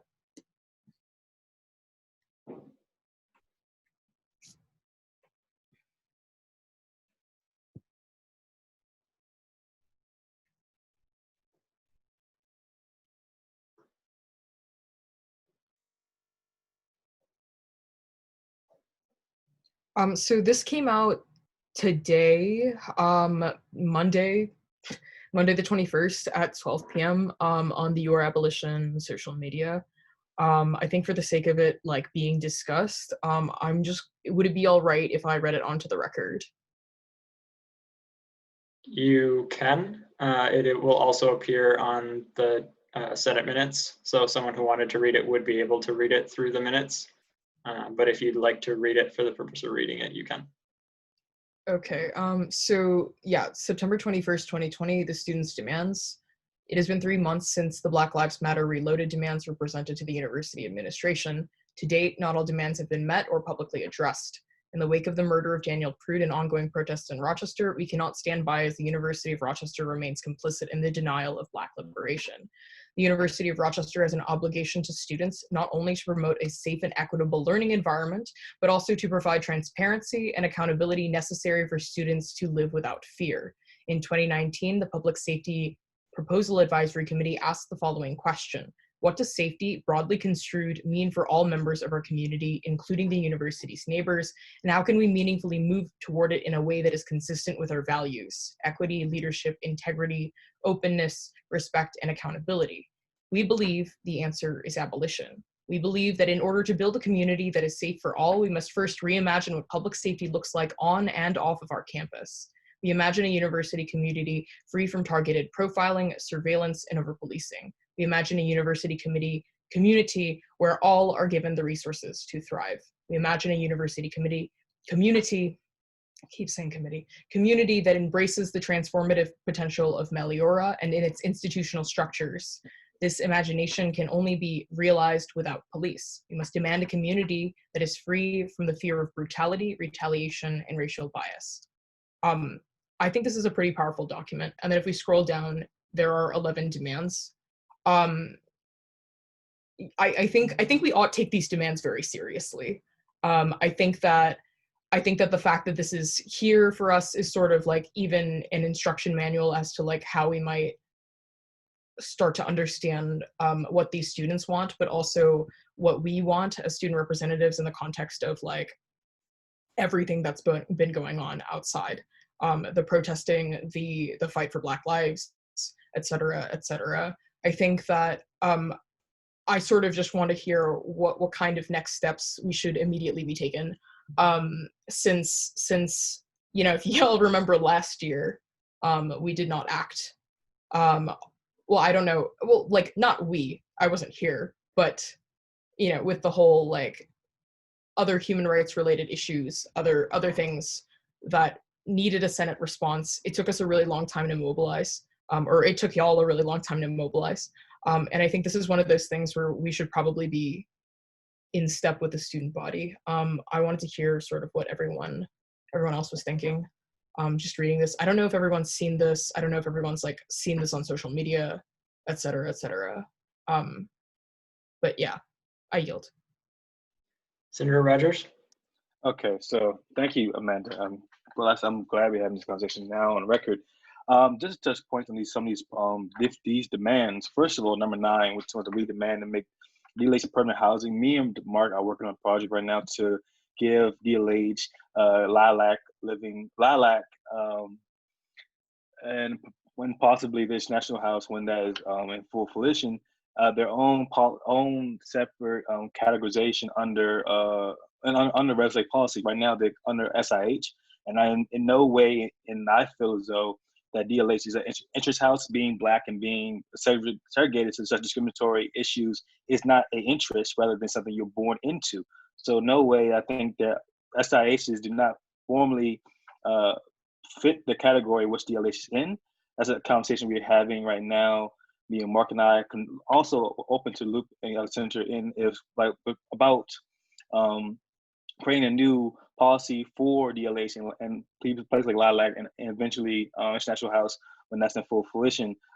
Secondly, need administration to be more transparent on what their actions or what they're doing right now in terms of DLH permanency, because there are some things that are going on, but nobody has the know-how of what's going on, and that hasn't been made publicly, not only to the public, but not to say. So there's issues about them not letting us know what they're doing, because there's something going on with DLH permanency and they're looking into it, so they need to make that public real quick. Second of all, as many of you probably don't know, I am a student aid officer, so I do work for DPS very frequently. Just listening to chatter for the last almost a month now of like DPS calls. Most of the calls are from the medical center. There are very few calls that actually come from River Campus, even in the first 2 months of the semester. But yes, it's COVID, so it could be a little differently. But I do feel as though that I have some ideas about not only like changing DPS, not preventing DPS for the coming to like Mert calls, which is like touching on part 3, I mean demand 3 of the demands. But also want to talk through some ideas I have about literally like changing DPS role on campus. So the whole lock-in, when you get people locked out, like some of the responsibilities they have needs to be substantially shortened, because I feel like they can be accomplished through another means. But I will talk about that more in detail. I don't want to take up too much of the conversation anyway.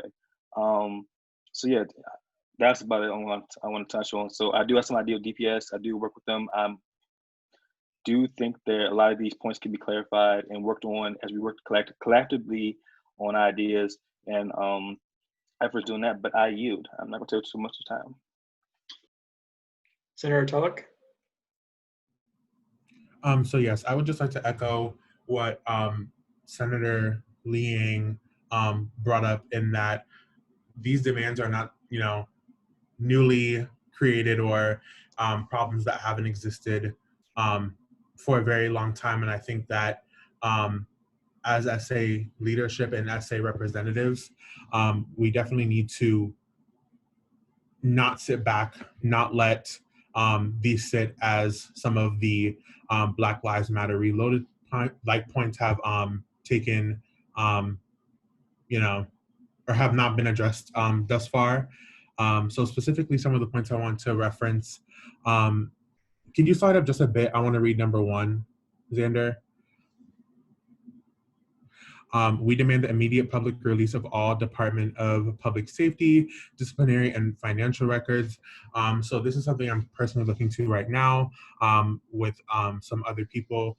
I think this one is very important, and I emphasize that you guys also try to use the privileges that you have within SA to find any information that you can, because I think that when we talk about holding DPS accountable and holding public safety accountable, not having budgetary documents or any disciplinary records is definitely a hindrance in making sure that we're holding them accountable to the standards set forth by the university. So I definitely think that within the first step of many in holding them accountable is making sure that we know exactly where finances are moving within the organization, and also just disciplinary actions that are going on. And then something I'm going to charge you with individually. Could you slide? Oh, number 8, you're fine. We demand all members of the university to stop perpetuating segregationist narratives about surrounding communities and instead contribute positively to the development of surrounding neighborhoods through community engagement, not gentrification. This one is so important to me, specifically because I feel like there's so many instances on this campus where students come here for 4 years, use the resources, and never interact with the Rochester community at all, specifically within the 19th Ward. If you leave this campus, you can find any building on any street labeled University of Rochester, some type of research center, some type of healthcare center. And I truly don't believe that we're doing enough to give back. And I feel like more so it's a backhanded slap for us to then, not even us, but students on campus to perpetuate certain stereotypes like don't go across the bridge, or, stay on this side, or, certain parts of the 19th Ward are not safe to go to. And I think it needs to be put on each of us individually to make sure that in our friendships and in our other obligations that we're making sure that we're holding people accountable to not continuing to be segregationist, and making sure that we're actively promoting giving back and talking about gentrification. And then the last point I want to talk about on here, even though I think that all of these are very important, is number 11. Could you please slide down, Xander? We demand that the University of Rochester divert funding from DPS to reinvest in community resources such as the University Counseling Center, Kern Center, and the Office of Minority Student Affairs. I definitely think that list goes on for centers that can be funded. But specifically, I definitely want to emphasize that when we talk about primary prevention and we talk about keeping our community safe, if we were to take that money away from DPS and reinvest it into the community, it would have a much longer impact, a much more necessary impact than having officers walk around campus that don't really have much of a function. And I definitely think I want you guys to think about this a lot in the coming weeks and as you figure out what actions you plan to take. Thank you. I yield. Senator Cosme? Yeah, I was just trying to wonder, I was generally wondering if the executive branch had a specific response to these demands, and B, if any sort of work could be or was sort of delegated within the senators, especially the legislative committees, in terms of addressing specific issues, because I feel like there are a lot of issues that could specifically be handled, sort of taken charge by, say, by student life, campus services, et cetera, et cetera. I feel like that might streamline the process for us as a government. I think it's essential to recognize, at least from my perspective, that we are a student advocacy group, and therefore we are at our best when we use our structured organization to sort of work on specific things that we sort of have the mandate to work on. And if specific people from specific legislative committees, and not necessarily even committee senators with specific relationships with specific administrators were to work on specific issues, I think that might speed up the process a lot. I think these demands are exceptional, and I'm so very happy that Amanda brought this up towards the end of Senate, because it wasn't even on the agenda. But I do genuinely think that if we sort of proactively take on these specific things and work on them, there is so much more that we can accomplish than we have so far, especially because if I've learned anything over the summer working specifically with dining services on the issue about Aramark and the military prison industrial labor complex, is that you have to consistently keep putting pressure on them to even get the information that you require to be able to make recommendations, or to be able to ask for like further information based off of which you can sort of get change enacted. And it'll likely only be something we'll be able to accomplish if we start working on it like very promptly. And therefore just wanted to sort of suggest that, like, especially once we have chairs for all of the committees, that we specifically take on these specific issues and work on addressing them very particularly in order to ensure that we're working on like these very, very, very specific issues, if that makes sense. I yield. Senator Hawk? Yes, so I echo everything Senator Liang, Senator Tulloch, and Senator Kazmi have brought up, as well as Senator Rogers. But I just wanted to talk a little briefly about one personal experience. Not too long ago, I'd say a week and a half ago, I was present at a site where public safety was called on a student who had a panic attack.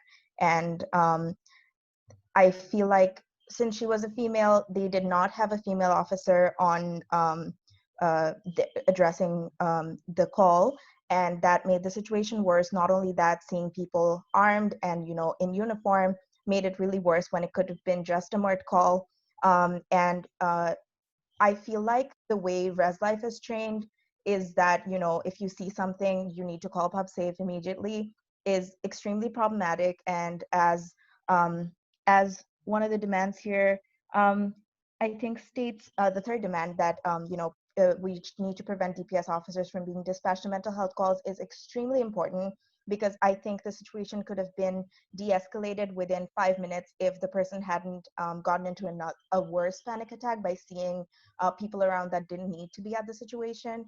And I had to personally speak to the person for at least an hour to help them realize that they're not going to do anything, because it sends the person into so much more of a panic that maybe they're in trouble or something of that sort.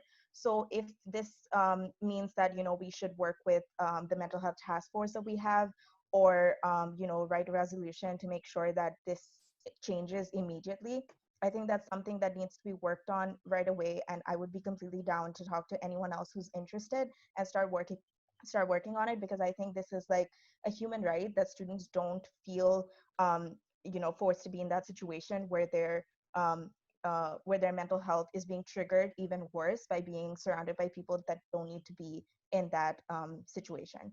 So yeah, that's all I have to share, and thank you for my time. Senator Tom?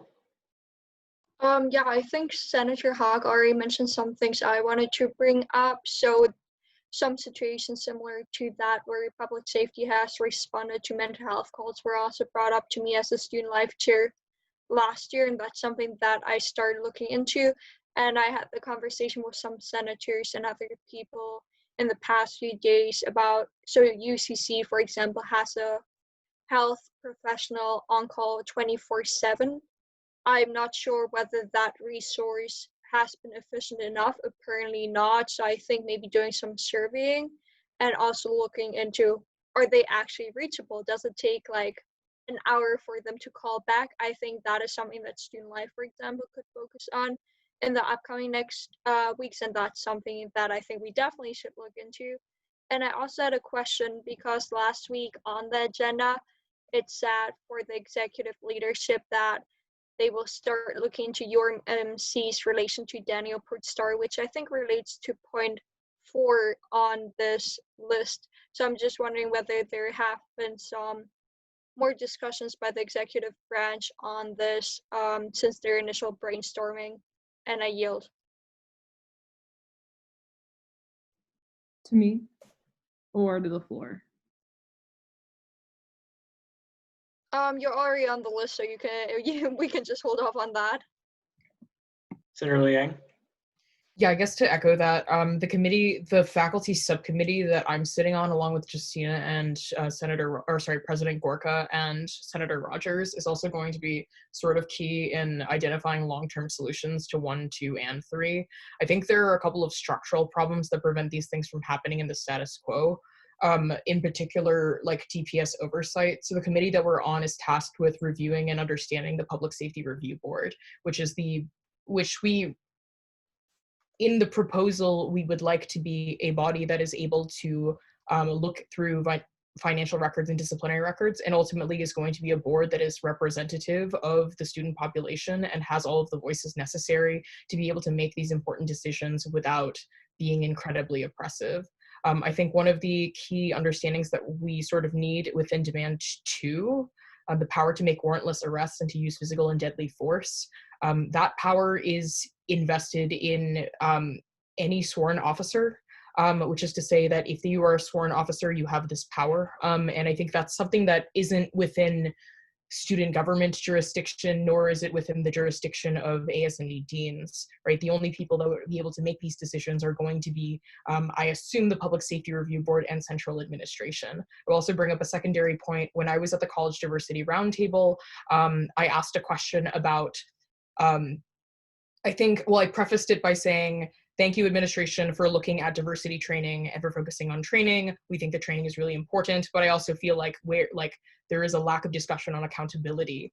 So I asked basically every administrator on the College Diversity Roundtable, where is the discussion on accountability? And the answer that I got was less than satisfactory. It was basically that we don't actually have the power to make those decisions, which is frustrating. So then I asked, who has the power to make those decisions? I'm pretty sure this is in the minutes if you want to look at the meeting.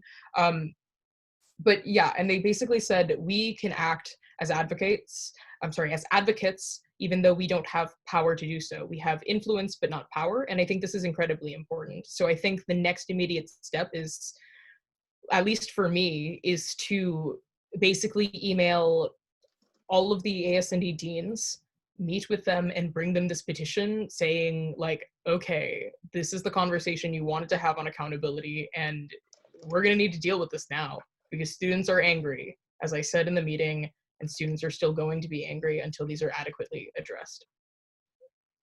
I yield back to the floor. President Gorka. Okay, so just to address a couple points. First off, to address Senator Thome's point on petition 4, I was waiting for the contacts from Abolish. So Senator Liang, if you have any contacts you could give me, because I don't want to step over jurisdiction or start doing work on something that already another group's done. We haven't actually done a lot in that realm in particular this past week, but it's still something we're open to be brainstorming and seeing what can be done on the fronts of bias related training for EMTs, any sort of new policy or statement at least to be released. Your MC actually released a statement, I believe on their associate Daniel Pruden. It received a lot of feedback, negative feedback from the community.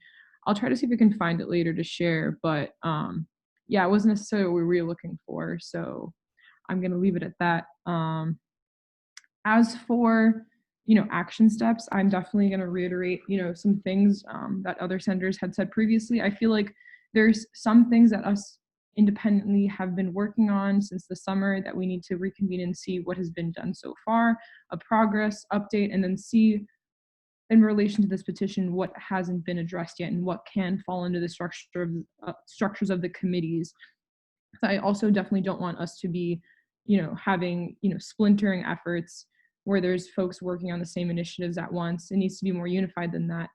I don't think administration's aware of the petition in existence. It did just come out today, so even like updating this on the steering would have had to have happened yesterday.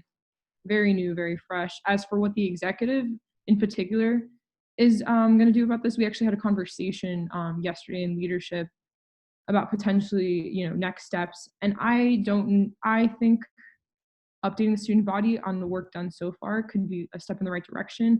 I don't necessarily know, and this is also free to discussion because I'm curious what people say about this. I don't know if necessarily a statement is warranted, because also I feel like the executive has been publishing Black Lives Matter statements all summer, and I don't want to present more sentiments because I feel like people know where we stand on this.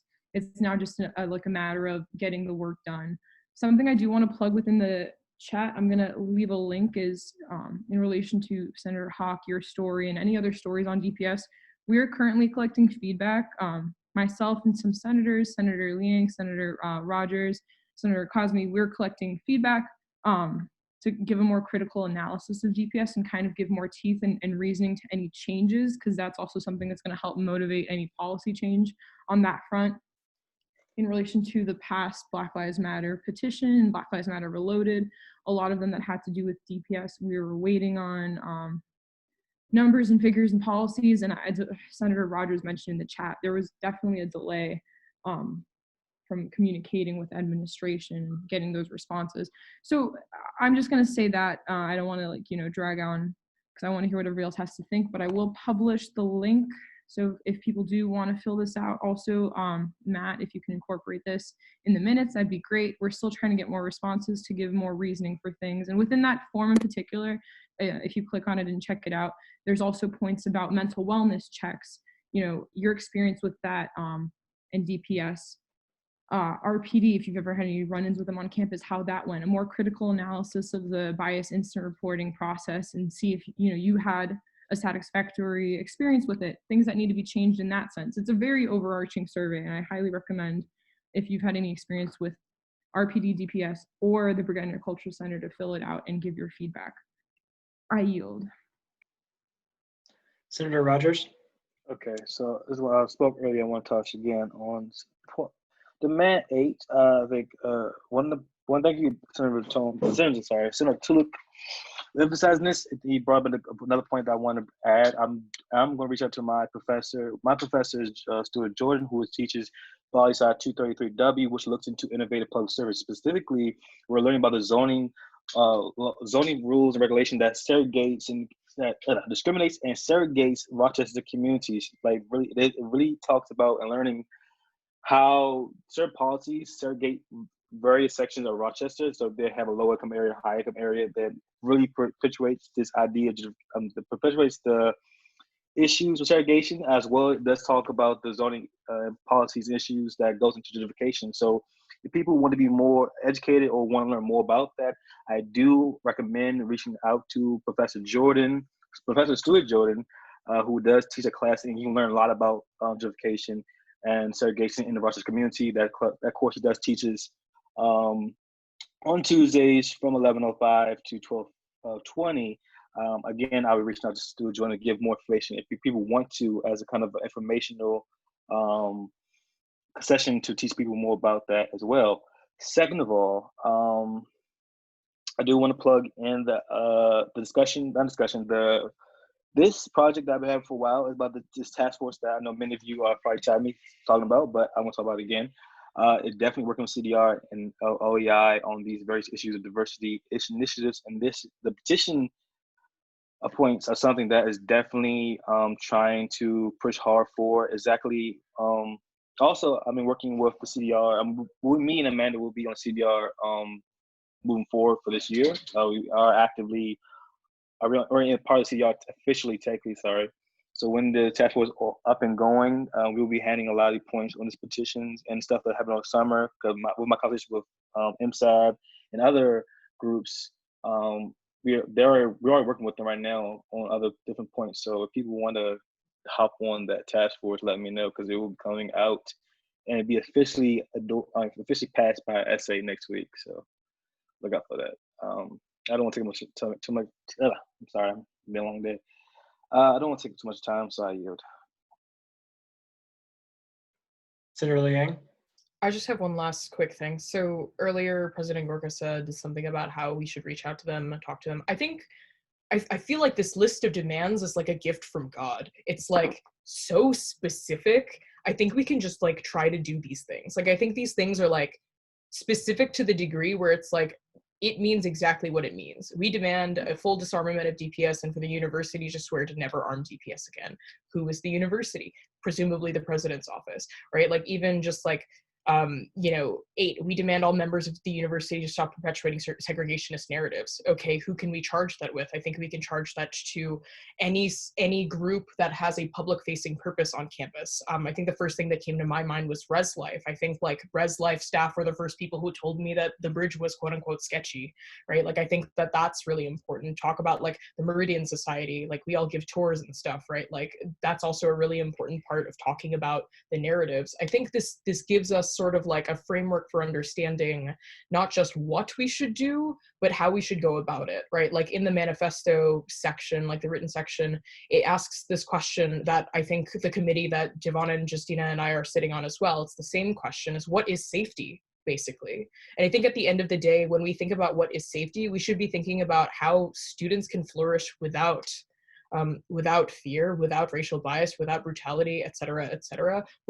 But that's sort of like us sitting down, taking a critical look at like, what are we truly lacking in our community? Leah had this great point about student life looking into UCC resources and having that person on call. I think that's a great idea. And even though that's not explicitly mentioned in this document, that's definitely one of the steps that'll help students sort of be able to achieve wellness, and this like upper section about, what is the community that we imagine. So I think at the end of the day, like I think we should write a resolution that then specifically assigns committees with specific demands to sort of actually do, since all of these things seem quite doable, with the exception of like these really big structural problems that are not in anyone's jurisdiction. That would sort of take a little bit more, like I want to call it massaging, but that's a kind of a weird word. But basically like that'll take a little bit of like influence, finagling, as Connor said. Yeah, I yield back to the floor.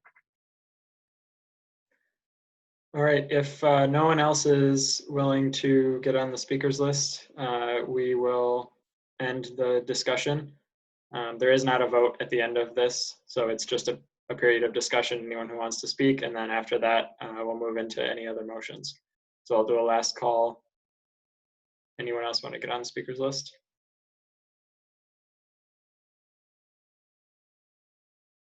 Okay, is there a motion? Just as a point to address what was in the chat, I should probably mention that as well, that the resolution that Amanda mentioned as well, but then also having a group that meets outside, President Gorka had recommended that in the chat. So that's something that after this meeting, senators or others can discuss. Senator Tome? Motion to adjourn, I guess. Is there a second on that motion?